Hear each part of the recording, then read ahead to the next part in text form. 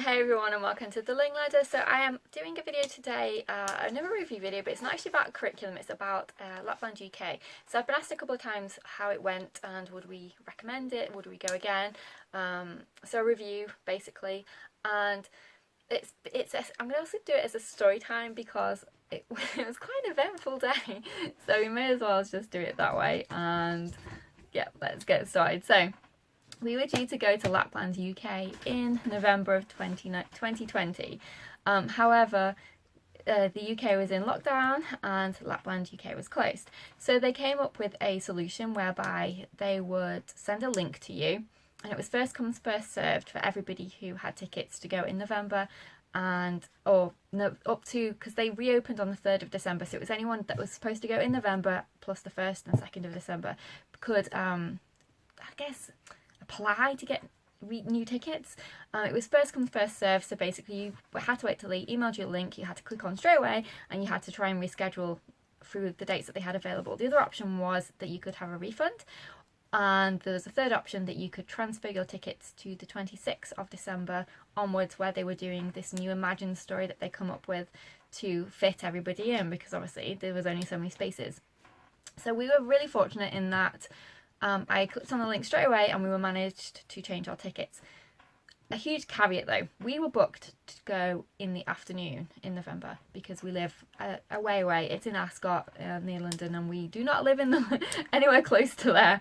So it was, 5-hour drive for us, 4.5, no traffic. But the only slot that they had available was 8:30 in the morning. So I was toying with the idea of, should we just cancel? That's super early. But then I thought, well, we've got up at that time before when we've gone on, long journeys and stuff. So, we'll make it work. So we left our home at 4:15 in the morning to get to Lapland, UK. And to me, saying that now, that sounds insane. Why do you do that? But 2020 was a year, there were so many things that we couldn't do in terms of good places that we wanted to go to, that we'd planned to go to, that we couldn't go to. I didn't want this to be another victim of that. And it was Christmas time, I wanted to make it magical and everything else, and it just seemed like it was worth it. And to be honest, she was absolutely fine. She had no problem getting up. She was so excited to go. And she wasn't even that tired on the way home either, so it shows you that it wasn't a bad mistake in terms of a parenting decision, because she was fine. There was no meltdowns.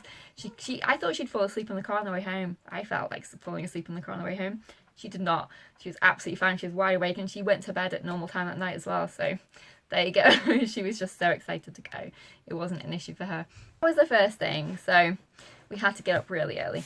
We got there fine, and we stopped once on the way to let the dogs out for a wee and everything, and we went in the toilet and everything else, and then we got to the car park, and there was quite a lot of people there at that time in the morning, so they'd obviously tried to cram a lot of people in. So the car park was quite full. They had marshal carport, I don't think that's the correct terminology, but that's what I'm calling them, car park marshals, to tell you where to park. And it was one of those things where you were supposed to drive into the space, so you would drive in, and we were facing trees, and then you would get out of your car and you'd cross over to go to Lapland. So we parked as they suggested. We drove straight in to the place. We were in the car for about, I'd say, maybe like 10 minutes. Just, after a long journey, you've got to get your shoes on, get all your stuff in your bag and everything else. And I knew we were going to be there for 4 hours. So, we were in the car for about 10 minutes. And I noticed about a minute or so after we'd parked, another car parked next to us. And the only reason I noticed particularly was because I was in the back with my daughter, and they had reversed in. So they were facing with their rear boot to the trees, and their passenger side to the front of our car, and to my side I was facing, their rear side seats were facing our driver's seat, and their front driving seat was facing my side door, my because I was in the back, my side of the car on the right. And I thought, okay, sometimes people do that, no big deal. But then the thing that made me notice even more was they opened wide, as in fully opened the back of their car. So both of their back car doors were completely open, wide as you could possibly go, which I thought, okay, it was starting to rain, you know, but, you know, who am I? Mind your own business, it's nothing to do with you. But, you know, I thought it was a little bit strange that they were doing that. Then they were in the boot and they were obviously getting all their stuff ready, so there was nobody actually in the back of the car at this point. Both car doors were wide open, as I said, but there was no one in there, because him and his partner had taken the kids out and were in the boot and they were getting them dressed and everything else. But they didn't close the door, which I thought was a little bit strange, but you know. So when we got out of the car, we opened our car doors carefully and everything, you know, closed them. Because I don't know if you know, but in the UK we don't have gigantic car parking spaces, but you know, you can manage just about. So we opened our doors, as in me and my daughter who were in the back, opened our doors to get out, closed our doors, no problem. And we started to walk towards the back of the car, around the boot area. And then her dad opened his car door and he went to close it, but the seatbelt caught in the door as he was closing it, and it bounced back. And because they'd had their rear door open, completely fully open, when the driver's seat door bounced off the seatbelt, it opened us again and bashed a little bit his rear car door. You know, he said, you know, I'm sorry and everything else, closed it quickly. But the guy who was in the boot at the time, well, not in the boot, you know, stood by the boot, walked around all huffy, you know, and looked at his car. I'd come back around the front to see as well, and I literally couldn't see anything, no scratch, nothing. It was just as though sometimes you hit you know, it was nothing. And he looked at it and he was, you know, huffing and puffing, and basically said that we'd dented his car. And it was a brand new car. So our car is ancient. I mean, it is so old. Bless little Arnold's socks. He is, his tyres, he's really old. And it's quite small. You know, he's not a Range Rover, or, you know, he's just a regular old little car. He had it's just typical if you're going to hit anyone's car. He had a Jaguar, brand new Jaguar electric car. And he was absolutely livid. My daughter, unprompted, just walked around and was like, "Oh, I'm sorry that we hit your car." And the guy snapped so harshly at her. I just couldn't believe it. He was like, "Well, you may well be sorry, but that's not good enough." And he was just, so I was like, "Okay, right, let's go." So I took my daughter away, because obviously, you know, she doesn't need to be involved in any of that. But this guy had his own kids and everything, and, you know, you just thought he would have been a bit more polite, at least, with my daughter, who was just off the cuff, no prompting, choosing to apologise because she's a good girl, and, you know, she just thought that she could see he was upset, I guess. You know, he didn't have to say that to her, you know, he could have just said, you know, "I understand," and, you know, and just left it. But obviously that's just what I would have done. Anyway, not left it as in not done anything, but, you know, to her, he didn't really need to communicate up further. He didn't need to, you know, snap at her or anything. So anyway, we went and we got in the queue to go into Lapland. Now, her dad wasn't going to come in with us. He never was. He was always going to stay with the dogs, because it was super expensive to go to Lapland, which we'll talk about when I talk about more of our review of the day. And it's not his thing. He's not into Santa and Christmas decorations, you know, it's just not his thing. He'd much rather do something else. And because we have a specific budget, then we choose, you know, what's more meaningful to us and everything else. We can't do all the things. And he picked something else. He said he'd rather do something else. He didn't want to do that. So that was fine. So he wasn't coming anyway. So he carried on speaking with the guy. And I didn't know what happened, because he couldn't text me or anything. So I didn't know what happened until I came out. And the guy claimed that we had dented his car. Like I say, I could not see a single dent. And it was only the car door that just, you know, brushed it slightly, you know, nothing major or anything. He said we dented his car and he wanted our insurance details and everything else. And we didn't hear anything, and for a while, and we, you know, thinking, okay, what's going on? I did actually Google his address, and at the time the UK was in a tier structure. He'd given us our address, I didn't go searching for it or anything. At that time the UK was in a tier structure where you were only supposed to travel to a different area if you were in a tier 2 area, and you were only supposed to go to a tier 2 area. And he was actually in tier 3, so he should never have even been there in the first place. But, you know, it's a moot point at the end of the day, but it just kind of annoyed me at the time that he'd actually travelled there anyway when he wasn't supposed to, because there's so many things that we didn't go to because we were in tier 3, including cancelling our holiday. But anyway, that's just, you know, one of those things. Anyway, but we finally did actually hear from him. And in that interim period, we'd actually contacted a garage where he lived, to see how much it would cost, and approved repair of Jaguar and everything else, and showed a picture. Like I say, it was barely visible. And the guy who from the garage said it would cost £90 to fix, and we were like, okay, that's fine. So we emailed the guy and said, you know, we've just received a quote for £90. It's from an approved Jaguar repairer. Can you consult him and see if you'd be willing to have the repairs with him? Anyway, he wasn't. And he said that he had to go through his leasing company because it was a leased car, and his leasing company would deal with it, and we wouldn't have any contact with him ever again. So basically then in January we got the bill from the leasing company, and they charged us £400 and something to fix something that I couldn't even see with my naked eye. It was just not there. If it was microscopic. And I didn't mind the fact that, you know, paying for some damage, because obviously our car door had accidentally hit his car door. That wasn't the problem.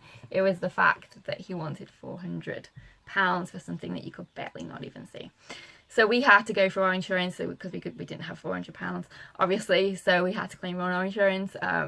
And obviously when our premium comes up for renewal, we've lost all our no claims, which totally sucks, but it's one of those things. So bear that in mind when I give you my review of Lapland UK. But I will try to be as very I won't let everything that happened impact on my review of the day. I'm just seeing it as from someone who went to Lapland. But there was one other thing that I will mention about that, because it was just so hysterical and so typical. So when me and my daughter got into Lapland UK, they set us into groups, and you were either the Huskies or something else. We were in the Husky group, and so was he. Oh, I couldn't believe it. It was just like, no way, how is that even possible? So I spent my whole 4 hours with him, his wife or girlfriends or whoever the heck she was, and his kids. They were in our group, and I'd see him occasionally, like in the corner of my eye, and I'm thinking, oh no. And it was just so typical that he was there the whole time. But anyway, let's forget about that. So that's the story time of what happened at Lapland UK. Now let's actually talk about Lapland UK and whether or not I think it was worth the money. So I think it was, I don't even know, 70 odd quid each. So 70 odd pounds each to go. So I think, then you had to pay for the postage of the invitation box, which they sent to you. So I think it rounded up about 152 or something like that, which is the most I've ever spent going to a grotto.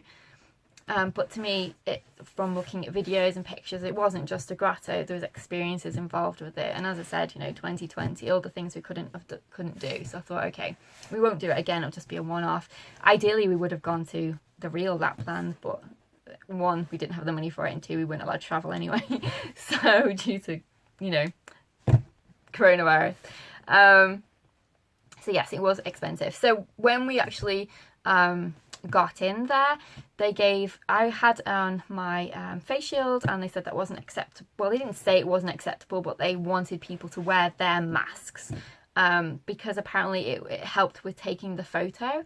So I'm thinking, okay, well, it's this amazing mask that when you take a photo, it doesn't show your face. The mask doesn't show on your face. I'm thinking, okay, I'll wear this mask, whatever. So they gave me the Husky. Oh, and also it helped with knowing which people were in which group, which again, I don't understand why that was necessary, because I can't for the life of me understand why they needed to. I just think they wanted you to wear their mask. So I had my Husky mask on. Children were still exempt as normal. There were an awful lot of people who didn't actually have masks on at all. Particularly, I noticed ladies, very full face makeup, you know, very well dressed and everything else. So obviously for whatever reason they deemed that they didn't feel like they needed to wear their mask. But you know, we're not supposed to question, because you don't, an exemption can be hidden. So you know, it's just one of those things. So I'm wearing my husky mask, and we go in, and there's a little story in the foyer, and they're explaining all about, you know, Lapland and the adventure and everything else. And then we go into another room where the story continues, and you're all sat down on these little wooden benches, and you know, that was cute and everything else. And then you actually get to go through into like a passageway with this, you know, fake trees and, you know, fake trees and fake snow and everything. It was all very Christmassy and seasonal, and you know, my daughter thought it was great. And then you got to do baking, which was, no, not baking first, it was not baking, it was make a toy. So ordinarily pre-COVID they used to make a toy out of wood, and no, I think pre-COVID they used to stuff a reindeer, which they then got on Christmas Day, magically appeared. But due to COVID, they've had to change what you made because they didn't want, obviously, people touching other people's stuffed toys, which I really appreciate, and I thought that was a very sensible idea. So instead you got to make out of wood, this like wooden reindeer, which I thought was really cute. There's a little story behind it. And the whole reason you do that is because then they get their reindeer gift, because the wooden reindeer turns into a regular stuffed reindeer, but they don't get the gift until Christmas Day. But then you can explain, you know, backstory to them, what that was from the reindeer that you made and everything else. It's all magical and fun. I really like that. Next, you actually went to the baking little room where Mrs. Claus, I think it was telling the story to the elves and everything else. And then you got a little gingerbread that was already made onto your table, and then you got a little bit of icing squirted into a cupcake liner, and then in the cupcake liner there was also some little decorations. Again, I don't know what that would have been like pre-COVID, whether they would have done it a bit differently. And then you got to decorate your own little gingerbread, and I thought that was cute. You know, the supplies did seem a bit, you know, icing shoved into a little cupcake liner, but you know, guessing that COVID might have had something to do with that, or it just might have been the way they did it. It just seemed a bit shortchanged, to be honest, because it was really hard to get the icing out of the cupcake liner onto the gingerbread man. But you know, that is just a small complaint. Next, they gave you a pinny to wear while you were making your cookie, and you got to keep that. And I thought, again, that was really nice. So we enjoyed that. Then we went to what was it called? Like the village, the little Lapland village that they had. And there was a skating rink, which was fun. So you could go and get skates. And they said, you know, I think they said it was limited to 15 minutes or something. I didn't actually see anyone taking you off, but that was about fine for us, because we had to go and see Santa, and it was raining, although they did have a cover, ceiling cover over the skating rink, so that was fine. So we skated around for a little bit, which was fun, and then we did have to queue for that, but it wasn't for too long. And then you got to explore the little village. There was a little post office there where you could write a letter to Santa, which again I thought was great, and they gave you the envelope and everything else to do that, and then you could pop it in the letterbox. And then there was a few little shops where you could use your Lapland money that you could pre-buy to buy things. I don't know if you could use your own card to buy something. I don't think you could, but I'm not 100% sure on that. I think you had to purchase their prepaid currency, but then you could swap it if you didn't use it all, I think. But we didn't do that, and to be honest, those sorts of places I would never buy anything because they're usually astronomically priced, and everything was so expensive. But there were quite a few people with big bags of everything else, so there were quite a few people who did purchase there, so it was just our budget to us. That's way too much for, you know, £45 for a teddy and stuff. It was just no way. We can look, but unfortunately we can't buy. So after that, you spent, I think it was about half an hour or so in there, and then it was a little bit of waiting around, and then it's your turn to go see Santa. And this was where I was so excited about. It's the main event. It was what we really went there for. So we went down our little tree-lined path to get to Santa. It was really muddy because obviously it had been raining, and you know, you got to see the little elf houses on the way and everything. The first thing I was so excited about was the reindeer. We were so excited to see the reindeer. We brought our own carrot and everything else, thinking that we could feed the reindeer. but they were all fenced off, the sign saying do not feed the reindeer and everything else, which I understand. But, you know, it would have been nice if maybe they'd said, oh, we, you know, give it to the elf and they'll feed the reindeer. The elf had vanished, so I couldn't ask anyway. And lo and behold, of course, we were right behind that man and his wife and the kids in the queue for Santa, because typical we would be. The man from the car earlier. So yes, we went past the reindeer, and I think they could have made much more of that. I don't know if pre-COVID it was any different, but it, you know, they were just, the reindeer was so far off in the pen, we didn't really see much. And I think I'd seen photos of huskies. The huskies were supposed to be wandering around Lapland, you know, occasionally. We didn't see any husky, and my daughter was so disappointed about that because she loves dogs, she loves huskies. She was really excited to see the husky, and of course we didn't see the husky. Anyway, when we went through to our turn for Santa, we were led inside, and he had two little stools, and there was a screen, you know, a plastic screen, but the children could sit socially distanced away from Santa, and there wasn't a screen there. I went to sit with my daughter to, you know, listen, everything, but the elf stopped me and said, can you give me your entry ticket? And I'm thinking, entry ticket? We've been here for hours and you want the entry ticket? We'd already done that at the main gate and everything else. So I was rummaging around in my bag and I could not find this entry ticket. Meanwhile, my daughter's talking to Santa and they're conversing and everything else, and I'm completely missing the whole thing while I'm digging, looking for this this entry ticket. I was trying to get it off my phone, but there was no Wi-Fi because I guess we were in the middle of a forest and there was no signal. And so I was like trying to find the paper copy that I just shoved in my bag somewhere, and it was all wet because it'd been raining and I was carrying umbrellas, and I'm just thinking, oh my god, I'm missing the whole thing. I wanted to take pictures. I wanted, you know, to you know, have memories of this for my daughter for the future and stuff, and I couldn't take a single picture. And then she turns around and says to me, oh, never mind, it doesn't matter, I'll just use this other thing. And I'm thinking, oh, why did you not say that at the time? But okay, fine. I'd missed the whole conversation with Santa. I didn't get any pictures of him, but I'm starting to think there was a reason they did that, because maybe they didn't want you to take pictures because they wanted you to buy their picture pack. I don't know, but you did get a free picture with it anyway, but you were not allowed with the free picture. Was only your child and Santa. You couldn't have any, you couldn't be in the picture unless you wanted to pay for that picture. So we did have our picture taken, but I didn't realise at the time that that wasn't the one we were allowed to get. And the picture was just the two of us. But that we did get the free picture of my daughter and Santa, but I missed the whole thing because I was searching for this entry ticket that she didn't even really need. So that was the biggest thing that put me off completely, because I was thinking the main event and I completely miss it. But so we did get, when we left, a picture which was of my daughter and Santa. That was free, and then if you wanted to buy the picture of you and your child, then you had to pay extra. And I think my eyes were closed in one of them, my daughter's was blinking, you know, looking at something else in the other one. So I was like, no, it's fine, we'll just have the free picture instead. So that was it. That was the whole experience. So my feelings and everything else towards it. So I did think that they had some lovely ideas. I really liked you getting the pinny and doing the baking. I really liked the fact that they got 2 toys. So they got a toy when they saw Santa, which was a stuffed husky, which was adorable. And then they got a stuffed reindeer, which you were to give them on Christmas Day under the tree. So we did that. So she got 2. She got a husky and a reindeer and the pinny. Those are the free. Oh, and the free photo. Those were the free gifts.